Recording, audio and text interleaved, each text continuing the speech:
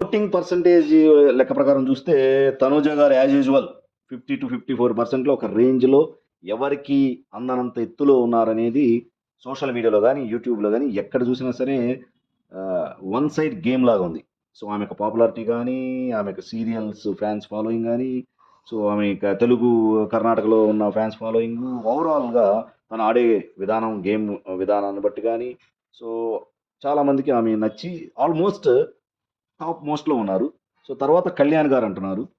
తర్వాత మనకి సుమన్ శెట్టి గారు, కొంతమంది పేర్లు వినిపిస్తున్నాయి. లాస్ట్‌లో మాత్రం రమ్య గారు, సాయి గారు ఉన్నారనేది టాక్.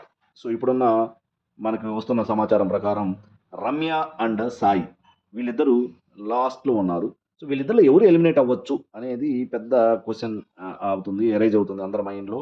సో, నాకు తెలిసిందంటే రమ్య గారు, సాయి గారిలో సో, రమ్య గారు కొంచెం కంటెంట్ ఇవ్వటానికి అవకాశం ఉంటది. రమ్య గారు కొంచెం మన పవన్ గారికి బాగా దగ్గరవుతుంది. మీరు అబ్జర్వ్ చేస్తే ఈ పవన్ అండ్ రీతులో రీతు సాయికి కొంచెం క్లోజ్‌గా అవుతున్నట్టు, రమ్యనేమో మన పవన్‌కి దగ్గరవుతున్నట్టు కనిపిస్తున్నారు. సో, ఓవరాల్‌గా రమ్య గారి వల్ల కొంచెం కంటెంట్ జనరేట్ అవుతుంది. తనూజ గారికి యాంటీగా ఉన్నారు. దానివల్ల కొంచెం కంటెంట్ జనరేట్ అవుతుంది.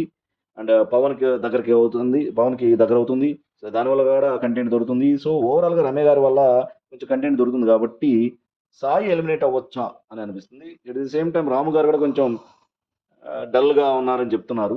చూద్దాం. Will wait and see.